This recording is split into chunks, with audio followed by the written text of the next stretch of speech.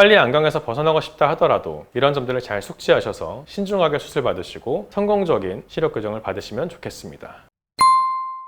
안녕하세요, 닥터 눈알람입니다. 요즘은 의료기술이 많이 발달해서 시력교정술이 실패하는 경우가 예전보다 많이 줄었는데요. 그럼에도 불구하고 가끔 기대에 못 미치는 결과를 얻으시는 분들도 종종 볼 수 있습니다. 시력교정술의 흔히 알려진 부작용으로는 각막 혼탁, 저교정 또는 과교정, 안구건조증, 야간 빛번짐 등이 있는데요. 물론 모든 의료 행위는 사람이 하는 거기 때문에 100% 확실한 결과가 보장되는 것은 아니지만 제대로 알고 대비한다면 보다 확실하고 좋은 결과를 얻을 수 있거든요. 오늘은 시력교정술이 실패하게 되는 주요 원인 3가지와 이를 예방하는 방법을 자세히 말씀드리려고 합니다. 수술을 고민하고 계신 분들이라면 꼭 끝까지 시청해 주세요.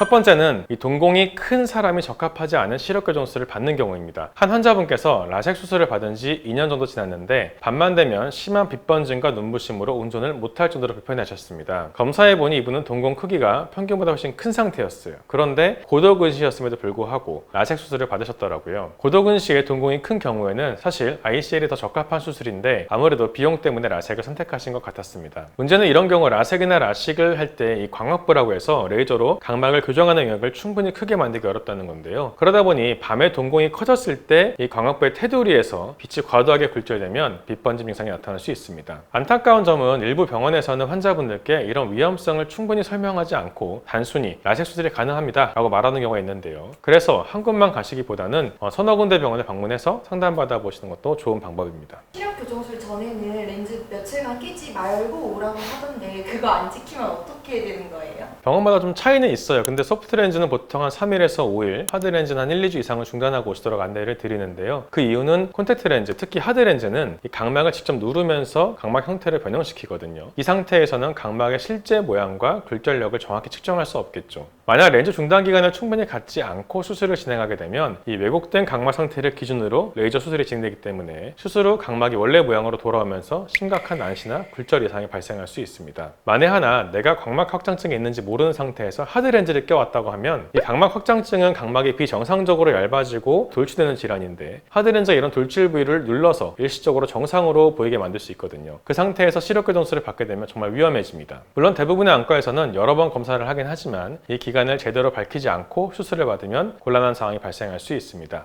다음으로는 아주 중요한 문제인데 바로 과교정입니다. 시력교정술 전체 과정에서 기초가 되는 굉장히 중요한 단계가 바로 거만인데요. 이 거만이란 눈의 굴절력을 정확히 측정해서 어느 정도의 교정이 필요한지를 결정하는 과정을 말합니다. 이 과정이 부정확하면 수술 결과도 부정확해질 수밖에 없습니다. 과교정이란 필요 이상으로 각막을 많이 깎아 근시를 교정하려던 환자가 오히려 원시가 되어버린 현상인데 눈의 실제 굴절력보다 근시가 더 심한 것으로 측정되었을 때 발생합니다. 이런 현상이 발생하는 원인 중 하나가 바로 조절성 근시인데요. 우리 눈은 피로하거나 가까운 물체를 오래 볼 때 일시적으로 더 근시가 심해지는 경향이 있거든요. 이 상태에서 시력을 측정하게 되면 근시가 더 심한 것으로 측정될 수 있습니다. 아무리 숙련된 의사가 수술을 진행하더라도 처음 측정한 데이터가 부정확하다면 좋은 결과를 기대하기 어렵습니다. 따라서 안과에서는 정확한 검사를 하는 것이 아주 중요하고 환자분께서는 검사 직전에는 스마트폰, 책 같은 가까운 거리의 작업을 최대한 줄여주시는 게 좋습니다. 또 굴절 검사 결과가 자주 바뀐다거나 원시가 있는 분들은 조절마비 검사까지 해주는 게 더 정확한 검사를 위해 좋겠습니다. 마지막으로 말씀드릴 내용은 스마일 라식 수술의 기술적인 어려움입니다. 스마일 라식은 각막을 아주 작게만 절개해서 각막의 실질 조각을 오려내고 그 구멍을 통해 빼내는 방식인데요. 각막 신경 손상이 적어서 수술 후에 건조증이 덜하고 회복이 빠르다는 장점이 있습니다. 그런데 간단해 보이는 것과 달리 생각보다 까다로운 수술인데요. 이 각막 안에 렌티큘이라는 얇은 렌즈 모양의 조직을 만들어서 이걸 빼내는 과정에서 드물게 렌티큘이 찢어지거나 완전히 제거되지 않고 일부가 남아있을 수 있습니다. 그렇게 되면 시력이 제대로 교정되지 않거나 불규칙한 난시가 생기게 되거든요. 그럼 번져 보이고 흐리게 보이게 됩니다. 두 번째는 석션 로스라는 문제가 있는데요. 이건 수술 중에 이 레이저 기계와 안구 사이의 흡착력이 떨어지는 현상입니다. 수술 중에 갑자기 기계와 눈 접촉이 떨어지게 되면 레이저가 정확한 위치에 쏘아지지 않게 되죠. 이런 일이 일어나면 수술을 중단해야 하고 다시 시도하더라도 결과가 완벽하지 않을 수 있습니다. 또 수술 중 분리된 조직 사이에 이물질이 끼는 경우도 있는데요. 이 또한 빛이 산란되어 시야가 흐려지는 문제가 생깁니다. 이런 문제들은 대부분 의사의 경험과 기술에 크게 좌우됩니다. 그래서 만약 스마일 라식을 고려하고 계시다면 꼭 이 수술에 많은 경험이 있는 의사를 찾으시는 게 중요합니다.